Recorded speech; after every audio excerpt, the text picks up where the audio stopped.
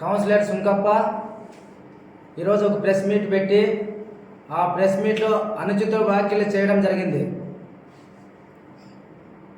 గుమ్మనూరు నారాయణ, నువ్వు సర్పంచ్ కూడా గెలవలేని వ్యక్తి, నువ్వు వార్డు నంబర్ కూడా తగువు, అలాంటి వ్యక్తి నా గురించి మాట్లాడతావు అని చెప్పడం జరిగింది.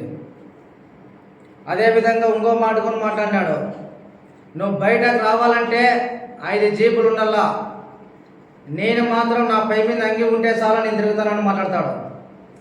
సుంకప్ప, నా గురించి నీకు బాగా తెలుసు. ఎట్లా తెలుసు, ఏమి తెలుసు అని నీకు అంతా తెలుసు. నీకు నా గురించి ఎస్కేపీ కాలేజీలో ఉన్నప్పుడే గుమ్మనూరు నారాయణ కింగే సుంకప్ప, కింగే. ఆ రోజుల్లో నేను కాలేజ్ చదివేటప్పుడే 50 మంది స్టూడెంట్స్తో నా ఫ్రెండ్స్తో తిరిగిన వ్యక్తి కాదా సుంకప్ప, నీకు తెలీదా? అది నువ్వు కూడా ఒకడు కాదా నాకు దాంట్లో? ఆ రోజు ఒక సినిమా థియేటర్లో నీ తల బలపడితే తాటాకిల్ గేర్లో వాళ్ళు వచ్చి థియేటర్ వాసవి థియేటర్లో నా గుమ్మనూరుకు వచ్చిన నాపది గుమ్మనూరు నారాయణ సత్తా తెల్దానికి ఈరోజు బయటకి వెళ్ళలేవు నువ్వు అంటావు. నీ పై మీద అంగి ఉంటే నువ్వు తిరుగుతానంటావు. అదే సుంకప్ప, ఎవరు పోత్బలంతో నువ్వు తిరుగుతున్నావో నీకు తెలుదా సుంకప్ప? ఈ నారాయణ ఒక్కపారు అనుకుంటే రెచ్చగొట్టే వ్యాఖ్యలు చేయొద్దు. నేను ఎందుకు చెప్తున్నాను ఈ మాట? ఆ రోజు కాలేజీలో ఎట్లయితే తిరుగుతున్నానో ఈ రోజు వరకు కూడా తగ్గుకోకుండా తిరిగే వ్యక్తి గుమ్మనూరు నారాయణ. ఉన్నప్పుడు ఒకలాగా తిరుగుతా, లేనప్పుడు ఒకలాగా తిరుగుతా. నా వెనకుండే వాళ్ళు నీ మాదిరి చెంచగాళ్ళు కానీ, ఎనుకుండే చెంచగాళ్ళు కానీ, నా ఎనుకుండే వాళ్ళు నాకు ప్రాణం ఇచ్చేవాళ్ళు, వాళ్ళ కుటుంబాల కోసం నేను పోరాడేవాడిని. నేను నీ వెనకుండే వాళ్ళందరూ నీ వెనచల్లంతా ఎక్కడ పోయినారు ఈరోజు చెప్పు? వాళ్ళకి ద్రోహం చేసి వాళ్ళు ఎంతో మంది ప్లాట్లు ఉంటే వాళ్ళ ప్లాట్లు కబ్జా చేసిన వ్యక్తి కాదా నువ్వు? నీ అనుచర వర్గాన్ని అంతే వాడుకొని వదిలేదా నువ్వు?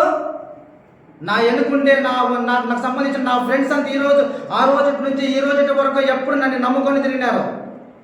50 మంది లేకుంటే బయట తిరగలేమంటావే? నా కుటుంబ సభ్యులయా 50 మంది. నీకు లేకపోతే ఎవరు?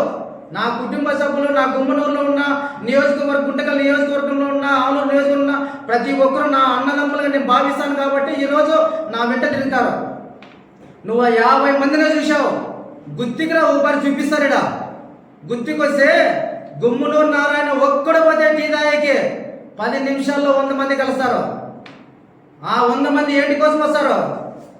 ఎందుకోసం వస్తారు? ఆ ప్రేమ ఆప్యాయత సంపాదించుకున్నాను కాబట్టి నా వెంట నడుస్తున్నారు. నీ మాదిరి వాళ్ళకి ఇచ్చి వాళ్ళతో దోసుకునే వ్యక్తి అనుకుంటే నేనేమనుకున్నాను నారాయణ, నువ్వు ఆ రోజన్నా దానాలు చేసినావే అన్నవే. మా గుమ్మనూరు గ్రామానికి నా ఎస్సీ కాలనీలో 26 మంది ఎస్సీ సోదరి మనులకు నేను కరోనా టైంలో 26 మందికి పెన్నెలు చేసిన ఘనత నాదే.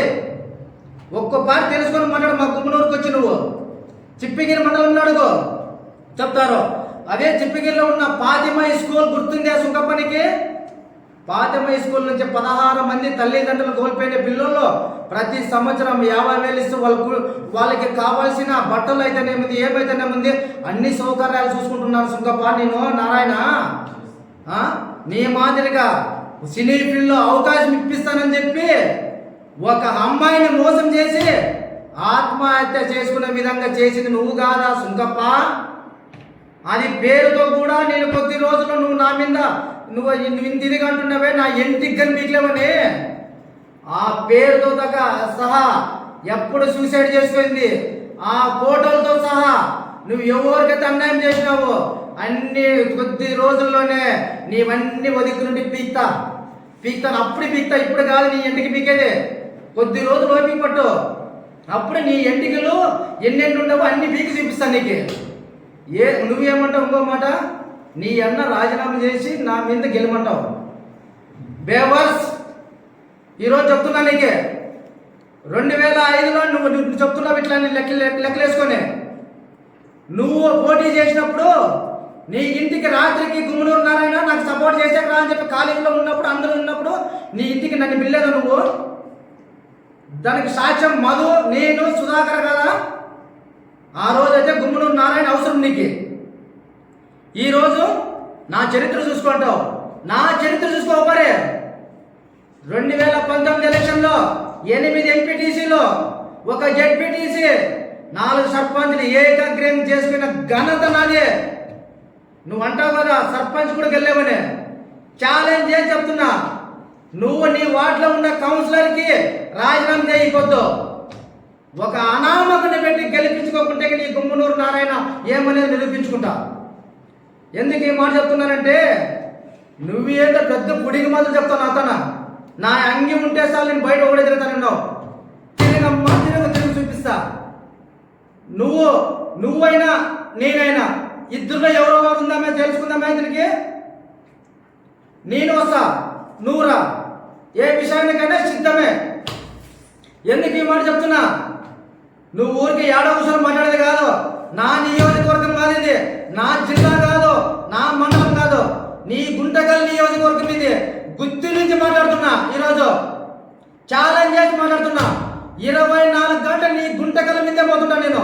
నా ఎంటికి బిక్కు ఈరోజు అని చెప్తున్నాను నీకు. ఎప్పటికైనా నువ్వు ఎంటికి బిక్కులేమన్నా కదా, నీ ఎంటికి ఎట్టి పీకల్లో ఈ రోజు నుంచి ఎట్లెట్టి పీకల్లో ఎన్నెట్టి పీకల్లో పీకు చూపిస్తానని చెప్పి ఈరోజు చెప్తున్నా.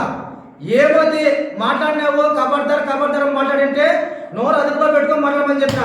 ఈరోజు ఛాలెంజ్ చేసి నా ఎంటికి పీక్కు అంటావు. నీ బతుకేమనేది కాలువ గడ్డ పక్కన ఉండొచ్చు. కాలువ గడ్డ పక్కన ఫ్లాట్ వేసి ఆ స్థలాల్ని సేలింగ్ పెట్టి అంతా చేసివి. ఆ రోజు నేను ప్రజల కోసం అడ్డం వచ్చిన దాంట్లోకి అడ్డం వస్తే ఏమన్నావు, మేము తీసుకున్నాం నాన్న ఇది అని చెప్పినావు. అదే ప్లేసే కాదు, నువ్వు ఎంతమందికి అయితే అన్యాయం చేసినావో, ఎంతమందికి అయితే ద్రోహం చేసినావో, ఏ అమ్మాయి అయితే సూసైడ్ చేసుకునే విధంగా నువ్వు ప్రవర్తించినావో అవన్నీ బయట బిక్తానమ్మా. ఇప్పటి నుంచి బయట బిక్తా. నువ్వు పెట్టుకున్నావు కదా, పెట్టుకో, చూపిస్తాను. నేను ఎప్పుడు తిరిగేది ఇట్లే. నువ్వు తిరగలవు నలక చూద్దాం. నువ్వు తిరుగుతావా నేను తిరుగుతావా చూద్దాం ఇప్పటి నుంచి.